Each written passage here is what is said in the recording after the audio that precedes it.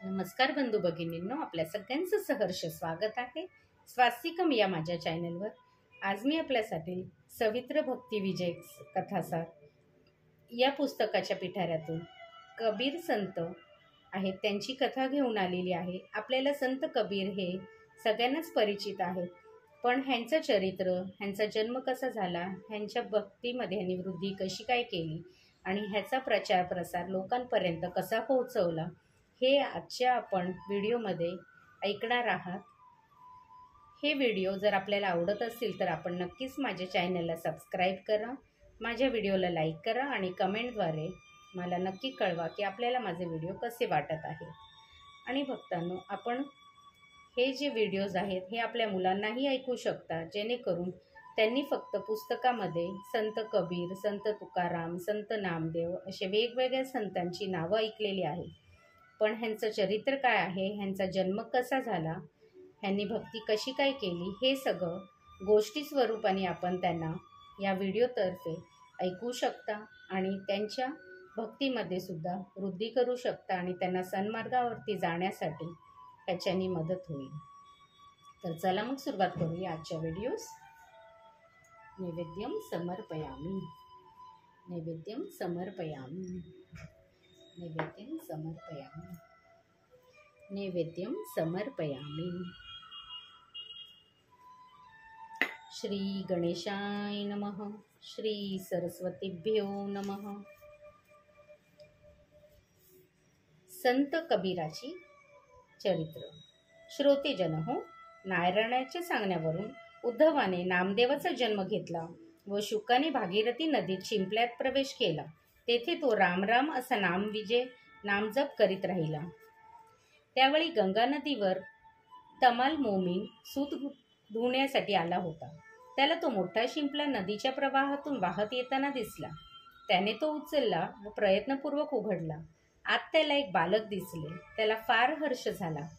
त्याला वाटले की जणू अंगणातच कल्पतरू उगवला। त्याने तत्काळ धुतलेले सूत पाठीवर टाकले व तो बालक जपून हातात घेऊन तो घरी आला। आपल्या पत्नीजवळ ते बालक देऊन तो म्हणाला, हा बाळ मला गंगेत सापडला आहे, तू याचा प्रतिपाळ कर। त्यावेळी त्याच्या पत्नीला वात्सल्याने पाना फुटला। त्यांनी त्या मुलाचे नाव ठेवले कबीर। तो बाळ एवढा लहान असूनही राम राम असे नाम घेत होता। हा मोठा वैष्णव या मोमिनाच्या भाग्यानेच याला मिळाला असे लोक म्हणू लागले। कबीरावर ते जोडपे फार माया करीत असे। कबीर कालांतराने मोठे झाले। त्यांनी त्यांचे लग्न करून दिले।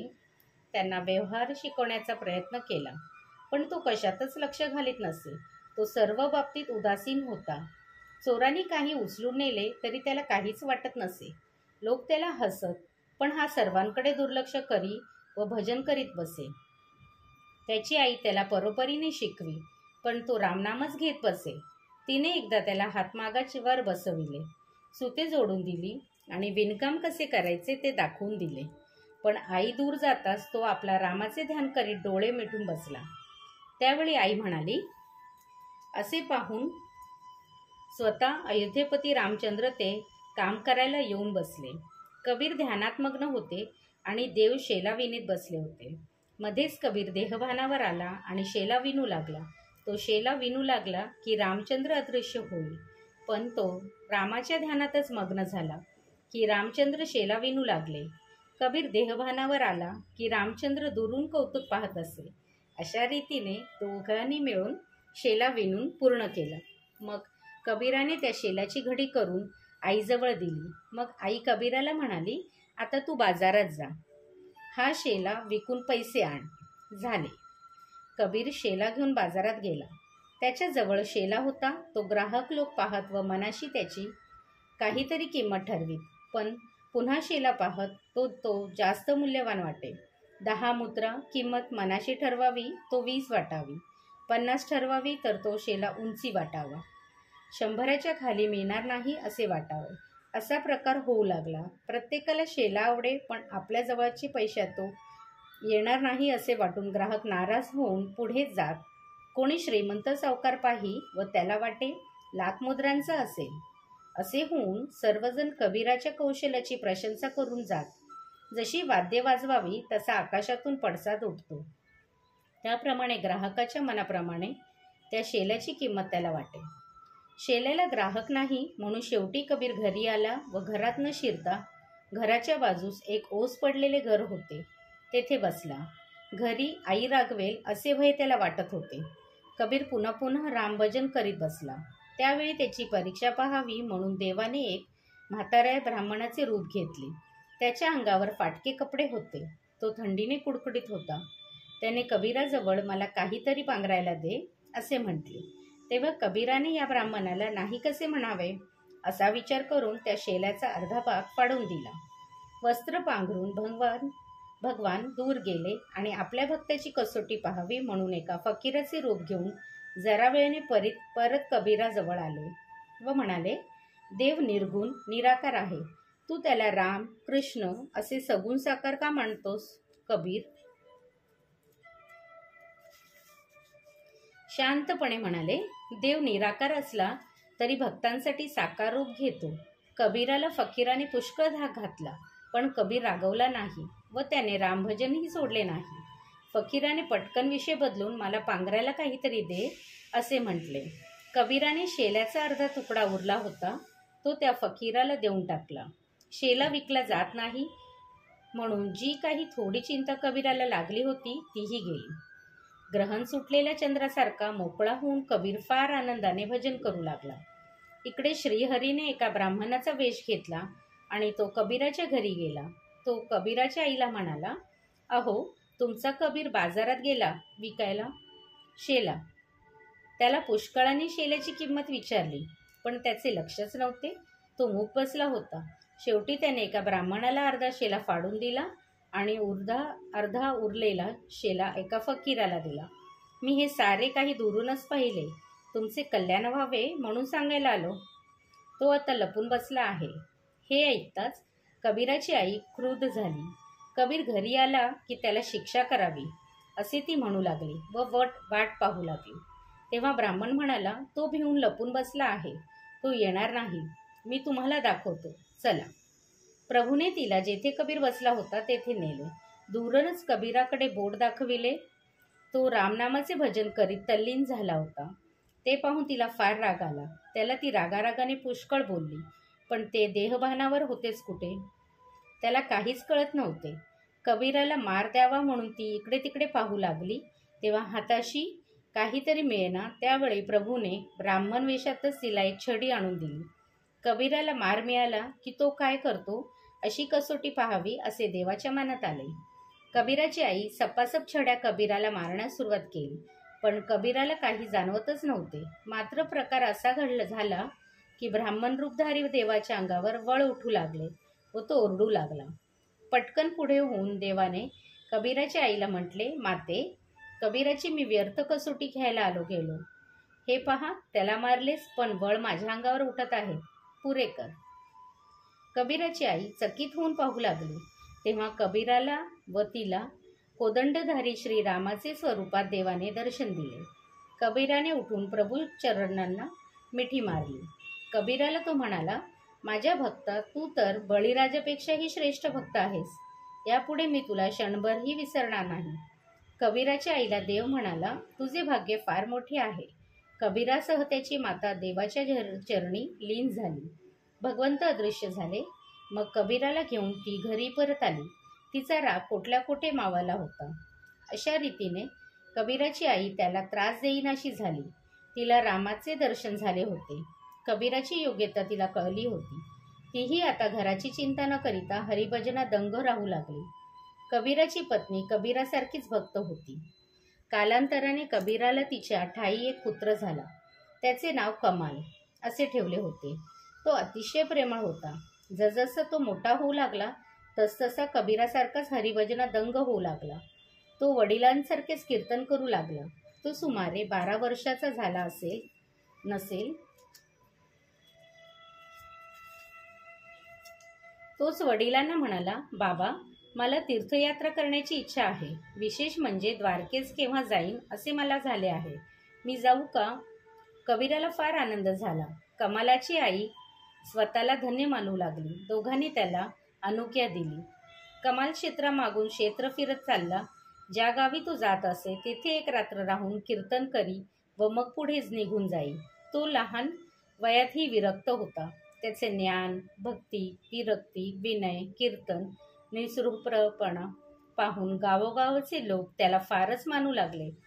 त्याचे प्रेमाने स्वागत करू लागले. त्याला मात्र अत्यंत वैराग्य उत्पन्न झाले होते. त्याने अनेक तीर्थो करीत द्वारकेस प्रयाण केला.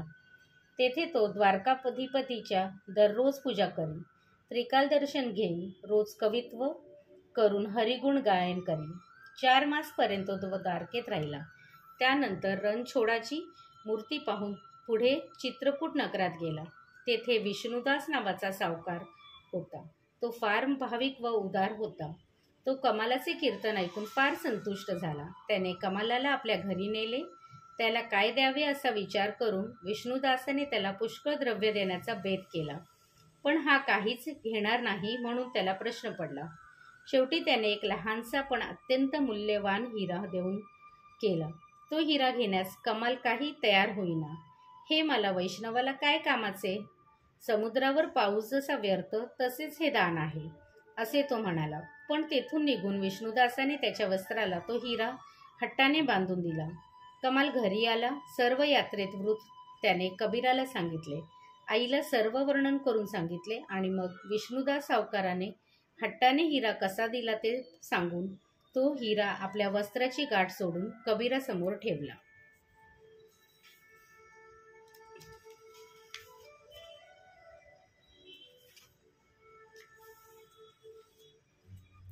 बाबा, मी नको नको म्हणत असतानाही विष्णुदास सावकाराने माझ्या वस्त्राला हा हिरा बांधून दिला, कमाल वाईट तोंड करून म्हणाला. तेव्हा कबीराला एकदा मूर्छा आली. तो सावध झाला तेव्हा मोठमोठ्याने रडू लागला. त्याची पत्नी बाहेर आली आणि विचारू लागली, अहो, रडायला काय झालं? कबीर म्हणाला, हाय हाय, आपला वंश आज बुडाला असे मला वाटते. कमालाने आज देवाचे नाम विकून एक हिरा आणला, कस्तुरी विकून राख आणली, असे नाना प्रकारे ओरडत कबीर पुन्हा पुन्हा मूर्छित पडले. ते पाहून कमालाने तो हिरा उचलला, बाबांना शुद्धीवर आणले. त्यांना व आईला सांगून तो हिरा घेऊन तो निघाला. तो विष्णुदासाकडे परत गेला. त्याने झालेला सर्व प्रकार सांगून तो हिरा सावकाराला परत दिला आणि कमालाने जेव्हा परत घरी येऊन मातापित्यांचे पाय धरले तेव्हा कबीराला संतोष वाटला. एकदा काय झाले, कबीराकडे पुष्कळ संत मंडळी आली. ते आले तेव्हा रात्र झाली होती. त्याचे कबीराने व त्याच्या पत्नीने पुढे होऊन स्वागत केले. त्यांना बसायला घोंगड्या दिल्या. संत मंडळी घरी आली म्हणून कबीराला फारच आनंद झाला. तो एकांतात जाऊन पत्नीला म्हणाला, संतांना आपण भोजन दिले पाहिजे असं मला वाटतं.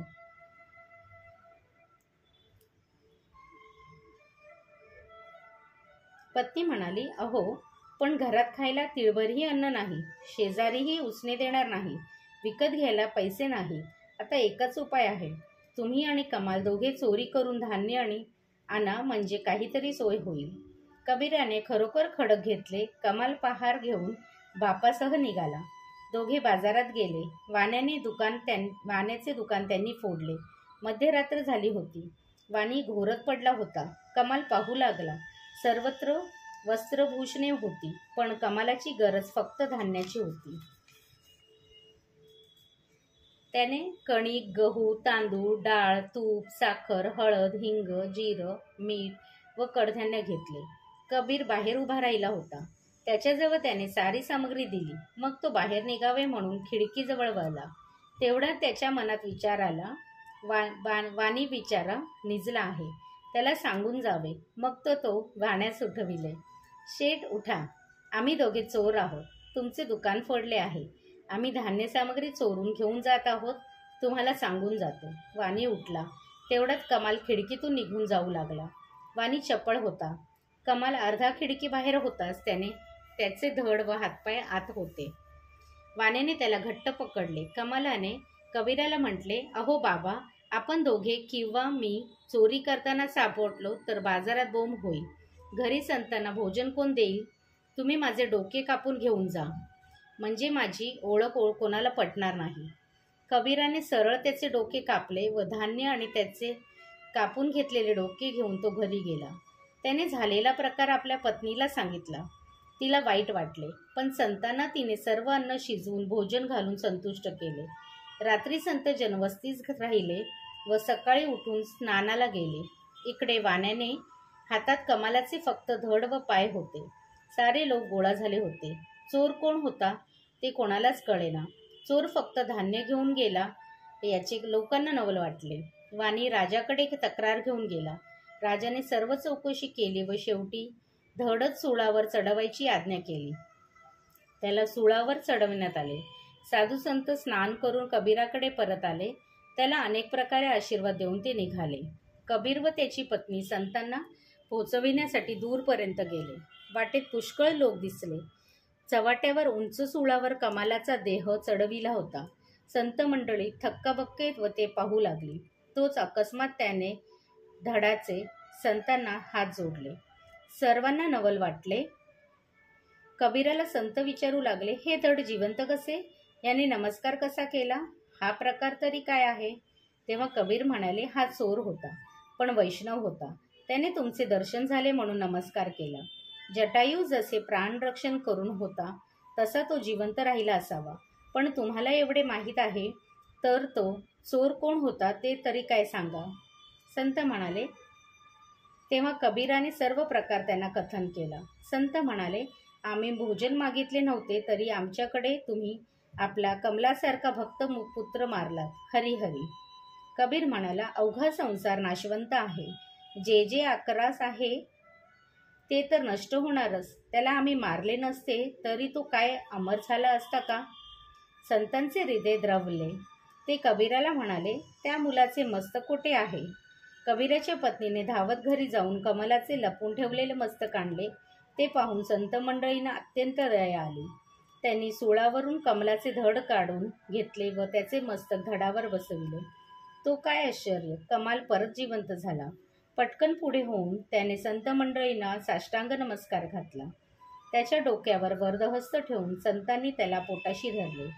हा सर्व प्रकार एवढा अद्भुत होता की वाराणसी नगरीतील सर्व लोक कबीर, कमाल व संत मंडळी यांचा जय जयकार करू लागले. सर्वांच्या पाया पडू लागले. संत मंडळी अन्य तीर्थ पाहण्यासाठी निघून गेले आणि नगरवासी लोक कबीराला पूज्य मानू लागले. मागील अध्यायात आपण कमला संतांची जिवंत केली ती कथा ऐकली. आता कबीराची कथा पुढे ऐका. एकदा कबीर रात्री बाजारातून प्रेमाने रामनाम घेत चालला होता. हाती वीणा होती. मृदू स्वर झंकारत होता. मार्गाने जाताना त्याला एक वणिक स्त्री दळणदळीत असताना दिसली. ते पाहून कबीराला फार वाईट वाटले. तो मोठ्या मोठ्याने रडू लागला. तो का रडत होता हे काही कोणाला कळेना. लोक त्याला वेडा समजून हसू लागले. काही नवल करू लागले. का रे बाबा, का रडतोस? तुला कोणी त्रास दिला? असे लोक विचारू लागले. पण तो कोणालाच उत्तर देईना. आपल्या दुःखाचा परिहार या लोकांकडून होणार नाही असे त्याला वाटले. लोक त्याला हसतच होते. तो त्या जात्याकडे व दळणाकडे पाहून रडतच होता. त्याच रस्त्याने निपट निरंजन नावाचे साधू चालले होते. त्यांनी ते पाहिले. का रडतोस तू? काय झाले? त्यांनी कबीराला विचारले. कबीराने डोळे उघडून पाहिले. समोर ज्ञानी निपट निरंजन उभे आहेत. असे पाहून कबीर धीर करून म्हणाले, महाराज, मला फार अनुताप झाला म्हणून मी रडत आहे. समोर जात्यात धान्य दळले जात आहे. तशीच माझी सुद्धा या संसाराच्या चक्रात सापडून अवस्था झाली आहे. माझे दुःख कोण निवारण करेल? म्हणून मला भय व दुःख फारच वाटत आहे. तुम्ही माझे दुःख दूर कराल का? निपट निरंजन म्हणाले, व्यर्थ का शोक करतोस? जाते पाहिलेस ना? त्याच्या मध्यावरचा आधार सोडून जे दूर जातात तेच धान्य कण 2 दगडात सापडून भरडले जात आहेत. पण जे मधल्या खुंट्यात धरून राहिले आहेत ते कण मात्र सुरक्षित राहिले आहेत. तसेच ते रामभजन दंग झाले आहेत ते काळाने ग्रासलेले नाहीत. तू एवढा धैर्यवंत, क्षमाशील आहेस आणि भासमान समान भय पाहून तू तळमळतो कसा? कबीर एकदम सावध झाला. त्याने व निरंजन साधूने परस्परांना आलिंगन दिले. परस्परांना त्यांनी नमस्कार केला. कबीर आपल्या घरी परत आले. कबीर नेहमी भगवंताचे गुण संकीर्तन करीत असे. त्याला वाटत होते आपण सद्गुरू केला नाही तोपर्यंत प्रवाहपतीतच राहणार. आपण कोणाला शरण जावे याचा तो विचार करू लागला. तेव्हा रामानंद नावाचे संन्यासी होते. त्यांनी शरण जावे असे त्याच्या मनात आले. एक दिवस तो धीर करून रामनंदांच्या आश्रमात गेला व त्याच्यासमोर उभा राहून प्रथम साष्टांग नमस्कार करून म्हणाला, स्वामी समर्था, मजवर अनुग्रह कराल का? तेव्हा रामनंदांनी एकदम आपल्या दोन्ही कानात बोटे घातली. तेथून ते उठले व एका गुहेत जाऊन एकांतात बसले. कबीर तेथपर्यंत गेला व दाराबाहेरून म्हणाला, स्वामी, मी दीन अनाथ आपल्या द्वाराशी आलो आहे, मला अभय द्या. तेव्हा रामानंद म्हणाले, अरे, तू अविंद वंशात जन्मला आहेस, तुला उपदेश देण्याचा अधिकार मला नाही. कबीर म्हणाला, स्वामी, माझा निश्चय तुमच्या पायीच राहावे असा आहे का? कायावाचा मनाने मी आपल्याला शरण आलो आहे, असे म्हणून त्याने पुन्हा त्यांना दंडवत प्रणाम केला आणि मग तो लगेच आपल्या घरी गेला व विचार करू लागला की स्वामीच्या मुखाने उच्चारलेले राम नाम आपण ऐकावे व त्याचे चरणरज आपल्या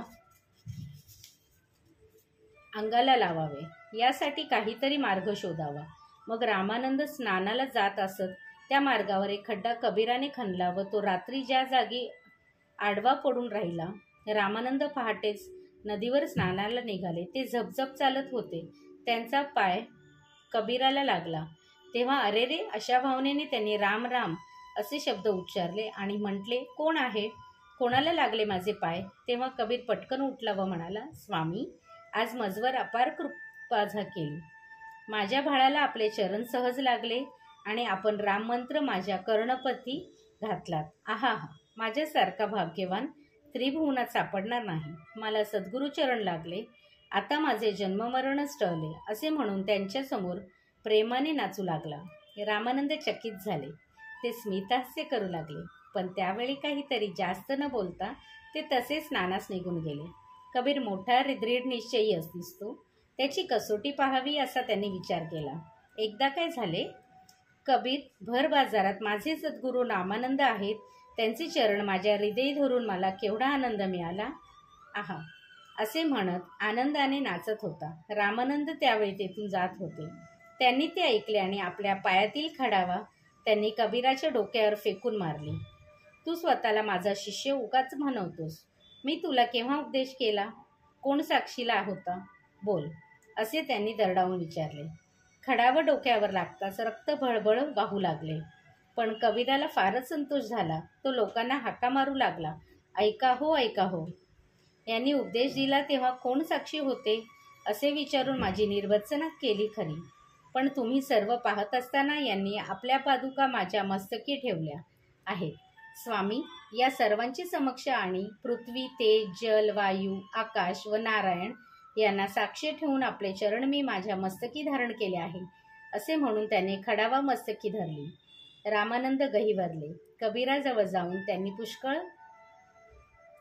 तत्काळ त्याच्या मस्तकावर आपला हात ठेवला व म्हटले, तुझा निश्चय पाहून माझे मन आनंदित झाले आहे. आता रामकृष्ण हा मंत्र जप कर व लोकात नाना प्रकारचे कवित्व करून हरिकीर्तन करीत जा. तेव्हापासून कबीर हरिकीर्तन करू लागले. कबीराची कीर्ती सर्वत्र वाढू लागली. संतांना तो आवडू लागला, पण नेमक्या याच कारणाने तो दुर्जनांच्या डोळ्यात चलू लागला. लोकांनी याला फार डोक्यावर चढवले आहे, याची चांगली खोड मोडली पाहिजे, असा विचार काही लोकांनी केला. मग त्यांनी एक युक्ती केली. एकाच दिवशी कबीराकडे पुष्कळ भक्त वैष्णव लोक त्यांनी कबीराच्या नावाने पत्रे पाठवून बोलविले. द्वारका, हरिद्वार, मथुरा, गोकुळ वगैरे ठिकाणी जे भक्त होते त्याच्याकडे पत्रे गेले. एकदम असंख्य अतिथी आलेले पाहून तर कबीराला त्याचे स्वागत करणे जमणार नाही व ते कबीराला शाप देतील असा त्या दृष्ट लोकांचा अंदाज होता. आणि ठरलेल्या दिवशी देशातून अनेक संत व भक्त कबीराकडे आले. कबीराचे पत्र आले म्हटल्यावर त्या पत्राचा सर्वांनी मान ठेवला. एकामागून एक संतजन घरी येताना पाहून कबीराला फारच आनंद झाला. त्याने प्रत्येकाला प्रेमानेच स्वागत केले. आज आपले केवढे भाग्य उदयास आले असे त्याला वाटले. दुर्जन लोकांना मात्र मनातून गुदगुदल्या होत होत्या. पण अयोध्यापती रामचंद्राने कबीराकडे हे अतिथीरूपी संकट आलेले पाहून स्वतः प्रत्येक अतिथीस एक याप्रमाणे कबीराचे रूपे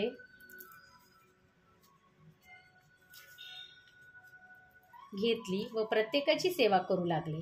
सर्व संत चकित झाले. प्रत्येकाला सर्वत्र कबीर दिसत होते. प्रत्येक कबीर एकेका अतिथीला सेवेने संतुष्ट करीत होता.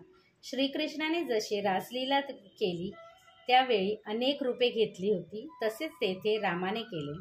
वाराणसी क्षेत्रात सर्वत्र वार्ता पसरली. कबीराच्या घरचा चमत्कार पाहण्यास लोकांची गर्दी वाढू लागली. कबीराची अनेक रूपे पाहून लोक भगवान नामाला गजर करू लागले. त्यांचा खरोखर श्रीरामानेच दर्शन देत होते. 3 दिवस आणि 3 रात्री सारे वैष्णव तेथे राहिले आणि रामाने प्रत्येकाची इच्छा पूर्ण केली.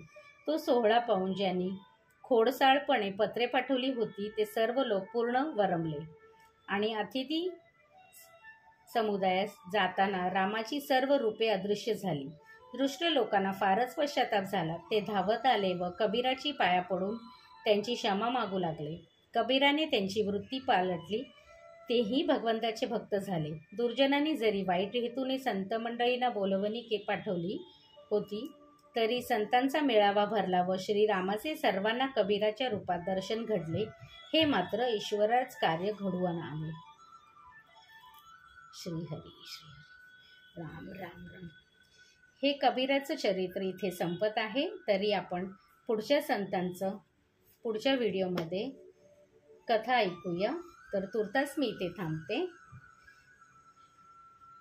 श्रीराम जय राम जय जय राम. श्रीराम पर्णमस्तु. शुभम भवतु शुभम भवतु शुभम भवतु.